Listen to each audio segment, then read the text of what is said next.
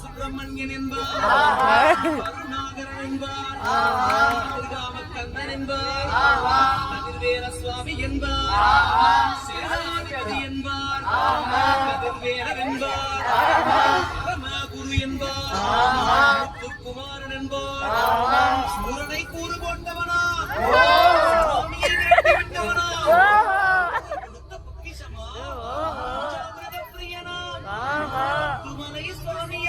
அப்படிப்பட்ட முருகனவன் ரொம்ப சின்னவனா சுவாமி சின்ன பாப்பா